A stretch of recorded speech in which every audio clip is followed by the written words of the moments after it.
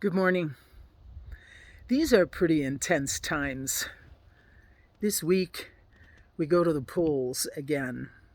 We have a national election for local and legislative leaders. And these have been very trying times. Of course, you've got the malignant advertising going on. You've got the disparaging comments, the destructive representation. It doesn't matter what side you're on. It seems like all we do is throw mud at one another. We don't see each other as people anymore. It doesn't even matter if we think the same or not. Why is there not room for that anymore?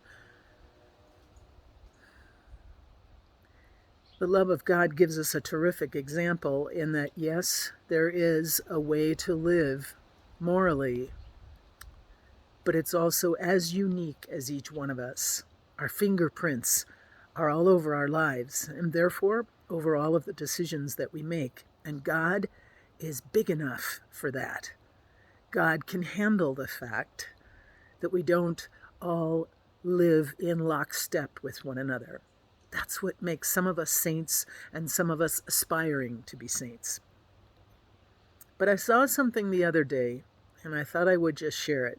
It's very simple, because a lot of us are feeling, and people are writing to me and talking to me about how very anxious they're feeling right now. Fearful, worried.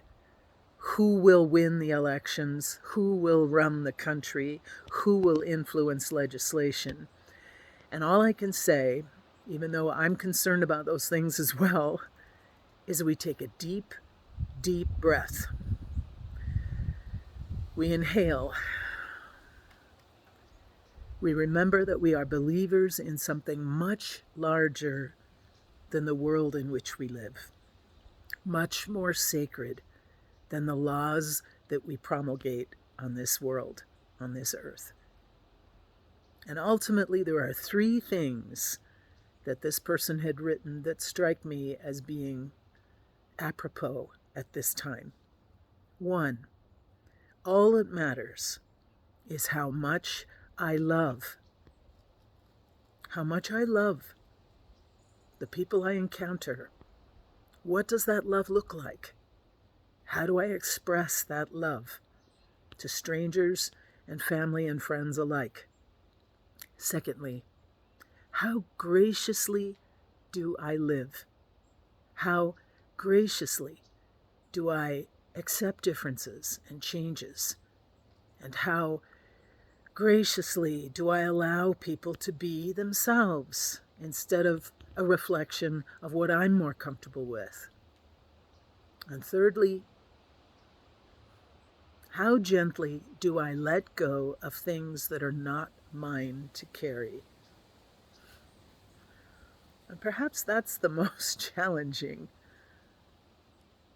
We get in a mode where we feel like it's up to us.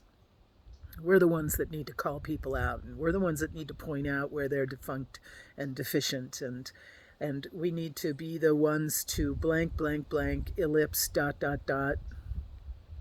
And ultimately, this line, how gently do I let go of those things that don't belong to me, that are not mine to do, that are someone else's to do? It takes great humility, it takes great wisdom to be able to let go of the things that are not mine to do. I find myself grappling with that a lot in the change of job between my work for 20 years at the diocese and my work at Catholic Charities, where my heart is very happy. But there is this tug of war every once in a while where I think, why is that happening? And yet the invitation to gently let go of what is not mine to do. So this week, when things get tense, let's choose to love deeply with our lives, to graciously allow differences, and to gently let go of what is not ours to do. And then to pray, because God's in charge.